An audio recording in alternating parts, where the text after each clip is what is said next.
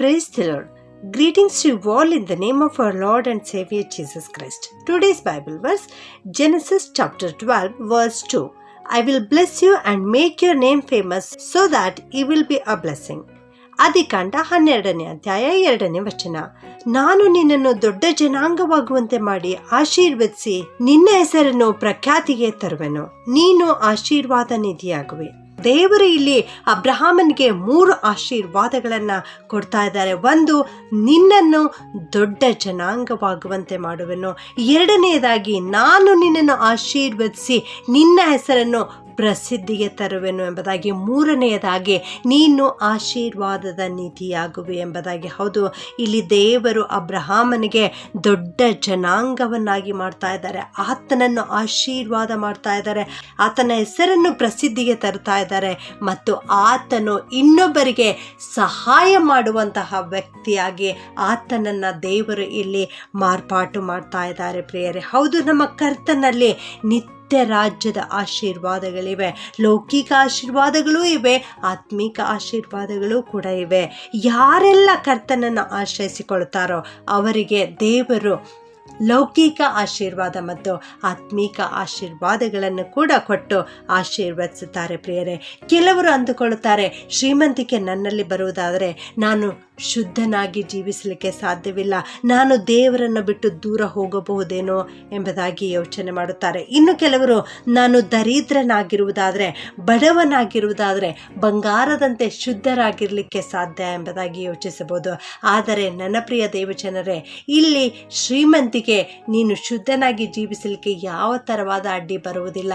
ಇಲ್ಲಿ ದೇವರು ಆಶೀರ್ವದಿಸಿರ್ತಕ್ಕಂತಹ ದಾವೀದನ ಬಗ್ಗೆ ನೋಡ್ತೇವೆ, ಅಬ್ರಹಾಮನ ಬಗ್ಗೆ ನೋಡ್ತೇವೆ, ಯೋಬನ ಬಗ್ಗೆ ನೋಡ್ತೇವೆ. ಇವರೆಲ್ಲರೂ ಶ್ರೀಮಂತರಾಗಿದ್ದರು. ಇವರೆಲ್ಲರನ್ನ ದೇವರು ಆಶೀರ್ವದಿಸಿದರು. ಇವರೆಲ್ಲರೂ ಕೂಡ ಶುದ್ಧತೆಯ ಜೀವನವನ್ನ ಜೀವಿಸಿದ್ದಾರೆ. ಯೋಸೇಫನ ಬಗ್ಗೆ, ದಾನಿಯೇಲನ ಬಗ್ಗೆ ನಾವು ನೋಡ್ತೇವೆ. ಕರ್ತನು ಅವರನ್ನ ಸಾಧಾರಣವಾಗಿ ಬಿಟ್ಟಿರಲಿಲ್ಲ, ಅವರನ್ನ ದೇಶದ ಅಧಿಪತಿಯನ್ನಾಗಿ ಮಾಡಿದರು. ನನ್ನ ಪ್ರಿಯ ದೇವಜನರೇ, ದೇವರು ಇವತ್ತು ನಿನ್ನ ಬಗ್ಗೆಯೂ ಕೂಡ ಇದೇ ಆಶೀರ್ವಾದವನ್ನು ಮಾಡ್ತಾ ಇದ್ದಾರೆ. ನೀನು ಆತ್ಮನ ವಿಷಯದಲ್ಲಿ ಅಭಿವೃದ್ಧಿ ಹೊಂದಿದ ಹಾಗೆ ಎಲ್ಲ ವಿಷಯದಲ್ಲಿ ನೀನು ಅಭಿವೃದ್ಧಿ ಹೊಂದಬೇಕು, ನೀನು ಸುಕ್ಷೇಮವಾಗಿರಬೇಕು ಅನ್ನುವಂಥದ್ದೇ ದೇವರ ಚಿತ್ತವಾಗಿದೆ ಪ್ರಿಯರೇ. ಆದುದರಿಂದ ದೇವರು ನಿನ್ನನ್ನು ಆಶೀರ್ವದಿಸುವಾಗ ನೀನು ಯಾವಾಗಲೂ ಆ ಆಶೀರ್ವಾದವನ್ನೇ ದೃಷ್ಟಿಸ್ತಾ ಇರಬೇಡ, ಆ ನಿನ್ನ ಶ್ರೀಮಂತಿಕೆಯನ್ನೇ ದೃಷ್ಟಿಸ್ತಾ ಇರಬೇಡ. ಅಬ್ರಹಾಮನಿಗೆ ದೇವರು ಆಶೀರ್ವದಿಸಿದ ಆ 3ನೇ ಆಶೀರ್ವಾದ ನಾವು ನೋಡುತ್ತೇವೆ. ಅದು ಯಾವುದೆಂದರೆ, ನೀನು ಆಶೀರ್ವಾದ ನಿಧಿಯಾಗುವೆ ಎಂಬುದಾಗಿ. ಶ್ರೀಮಂತಿಕೆ ಅವನಲ್ಲಿ ಬಂದಾಗ ಅವನು ಇತರರಿಗೆ ಸಹಾಯ ಮಾಡುವಂಥ ವ್ಯಕ್ತಿಯಾದನು. ನೀನು ಕೂಡ ಶ್ರೀಮಂತಿಕೆ ನಿನ್ನಲ್ಲಿ ಬರುವಾಗ ನೀನು ಶುದ್ಧನಾಗಿ ಜೀವಿಸುವುದು ಮಾತ್ರವಲ್ಲದೆ ದೇವರಿಗೆ ಅದನ್ನು ಕೊಡುವುದನ್ನು ಕಲಿತುಕೋ, ಬಡವರಿಗೆ ಕೊಡುವುದನ್ನು ಕಲಿತುಕೋ, ಅನಾಥರಿಗೆ ಕೊಡುವುದನ್ನು ಕಲಿತುಕೋ, ದಿಕ್ಕಿಲ್ಲದವರಿಗೆ ಉದಾರವಾದ ಮನಸ್ಸಿನಿಂದ ಕೊಡುವುದನ್ನು ಕಲಿತುಕೋ. ಆಗ ದೇವರು ನಿನ್ನನ್ನು ಇನ್ನೂ ಹೆಚ್ಚು ಹೆಚ್ಚಾಗಿ ಆಶೀರ್ವದಿಸುತ್ತಾರೆ.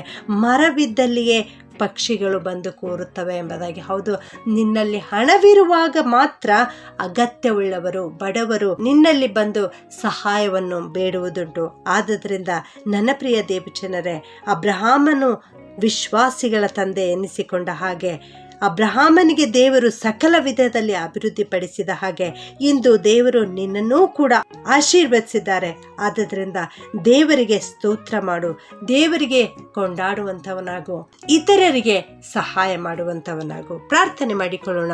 ಪ್ರೀತಿಯ ಪರಲೋಕದ ತಂದೆಯೇ, ನಿಮಗೆ ಸ್ತೋತ್ರ ಉಂಟಾಗಲಿ ಸ್ವಾಮಿ. ನಾನು ನಿನ್ನನ್ನು ದೊಡ್ಡ ಜನಾಂಗವಾಗುವಂತೆ ಮಾಡುತ್ತೇನೆ, ನಾನು ನಿನ್ನನ್ನು ಆಶೀರ್ವದಿಸುತ್ತೇನೆ, ನಾನು ನಿನ್ನ ಹೆಸರನ್ನು ಪ್ರಸಿದ್ಧಿಗೆ ತರುತ್ತೇನೆ, ನಾನು ನಿನ್ನನ್ನು ಆಶೀರ್ವಾದದ ನಿಧಿಯನ್ನಾಗಿ ಮಾಡುತ್ತೇನೆ ಎನ್ನುವ ಆಶೀರ್ವಾದವನ್ನು ಇವತ್ತು ನೀನು ನಮಗೆ ಕೊಟ್ಟಿದ್ದೀರಿ ತಂದೆಯೇ. ನಿಮಗೆ ಸ್ತೋತ್ರಪ್ಪ.